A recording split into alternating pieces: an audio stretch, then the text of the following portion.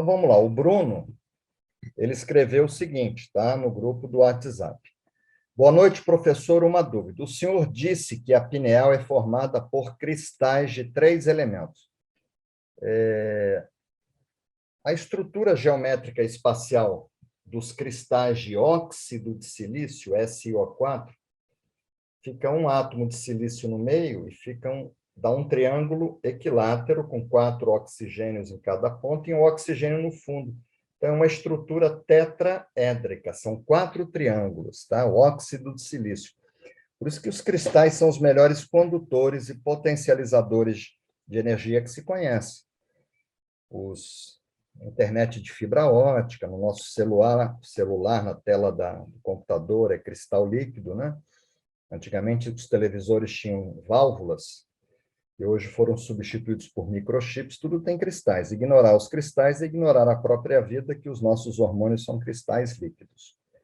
Os cristais que estão dentro da glândula pineal, eles têm uma estrutura geométrica, a geometria, semelhante ao óxido de silício. E são cristais que são sintetizados pelo nosso corpo, cristais de apatita. Então, são 3 variações, que é com flúor, com a hidroxila, hidroxiapatita, fluoapatita e cloroapatita. Então, são 3 cristais que a gente encontra dentro da glândula pineal. E ela é do tamanho de uma ervilha, tá? Ela é calcificada, é um osso, a gente só percebe os cristais aqui, ó, no esquema, essa bolinha violeta, tá? Então, aqui está a nuca da pessoa, a bolinha violeta, para vocês terem uma ideia. Aqui na frente fica a pituitária, a hipófise. Aqui a pineal ou a epífise. Então, vamos terminar aqui a pergunta dele.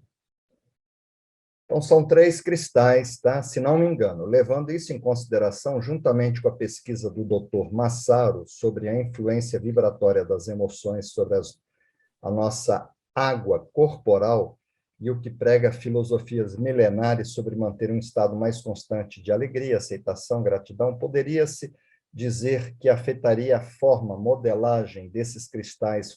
A modelagem, a forma não muda, né? O que muda é a quantidade. A forma dele é tetra-quatroédrica, são 4 triângulos, tá? A forma, a modelagem não muda.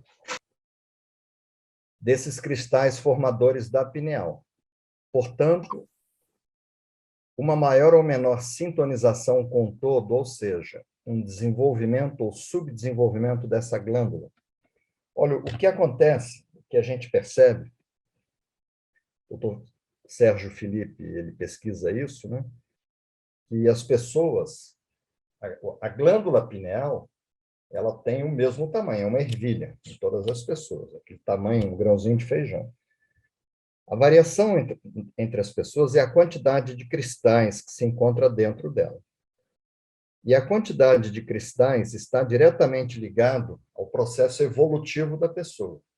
E, na verdade, espiritualmente falando, nós somos semelhantes, somos todos criados pelo mesmo Deus, pela mesma fonte. A diferença entre as pessoas está no nível de consciência. Quando Jesus falou, Pai, perdoa que eles não sabem o que estão fazendo, eles estavam fazendo aquilo achando que estavam fazendo a coisa certa. Muitas vezes a gente erra achando que está acertando, né? E à medida que a gente vai expandindo a consciência, e o Reiki é um método de expansão de consciência, tá? A partir do nível 2, 3A, a gente vai falar sobre isso. É que se eu entrar nesse caminho agora, a gente vai consumir muito tempo e não é matéria de nível 1, tá? No nível 1, não há uma expansão de consciência. Não há isso, tá? Há um despertar, uma semente que é germinada, mas não há uma expansão. Então, o tamanho é o mesmo, a forma, a geometria dos cristais é o mesmo, o tamanho é o mesmo, o que varia é a quantidade de cristais que a gente encontra, e à medida que você vai expandindo a sua consciência, você pode expandir de muitas formas, tem muitas boas religiões aí, filosofias de vida. O Reiki é uma dessas maneiras. Lá no Japão, eles dizem que existem vários caminhos que levam até o topo da montanha.